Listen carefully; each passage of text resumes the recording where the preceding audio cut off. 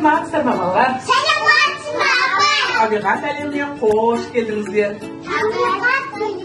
Қош келдіңіздер. Табиғат әлеміндегі табиғат жануарларына зерттеу жұмыстарын жүргіземіз. Жоқ, білесіздер ме?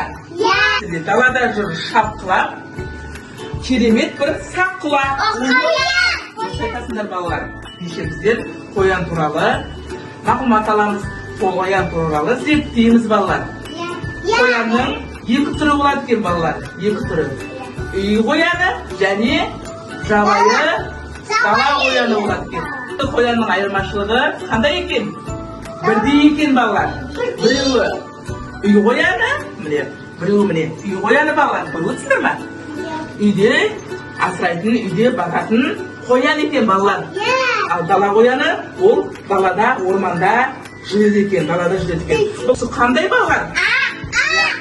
Қоянның түстері әртүрлі болады екен балалар. Түстері әртүрлі болады. Ақ қоян, сұры қоян, қара қоян, басқа да қояндар болады екен. Көжектері болады екен балалар.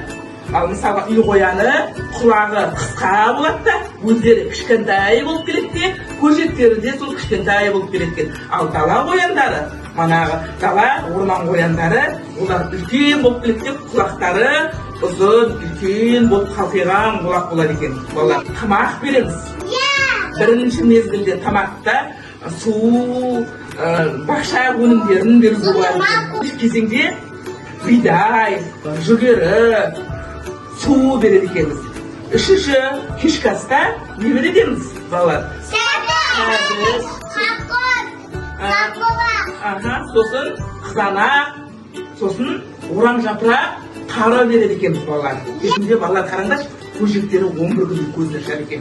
Үй қояндарының көжектері 11 күнде көзін ашады, көзі көрмей сондай жаңа күйде болады екен. Ал бұл тандырсақ, үшінші тамақтандырсақ, қояндардың көжектері тез жетілдіріп кетеді екен. 11 күнде жетіліп, тез жүріп кетеді екен. Ал қандай қоян? Дала қоян екен. Бұның құлақтары ұзын болады. Және ірі болып келеді екен балалар. Үй қоянын істейміз балалар. Тамақтандырамыз ба? Тамақтандырайық. Қоянға береміз де? Міне. Елеп саламыз. Балалар. Бұл үй қояны ғой. Үй қояны ол сүт қоректі жануар екен балалар. Сәбіз қоянның тағамы екен балалар. Тамақтандырдық, азық беріп қоректендірдік балалар. Қоян бізге, сіздерге, яғни рахмет айтылады, қарны тоқ. Балалар, енді бүгін қоян туралы кім жоқтау дед? Естіп қалып сыбдырды. Естіп қалға сымдырды.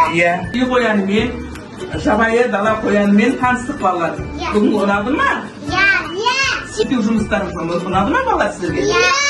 Бүгін сонда зерттеу жұмысына қатысқандарың үшін көп рахмет айтамыз балалар. Сау болыңыздар.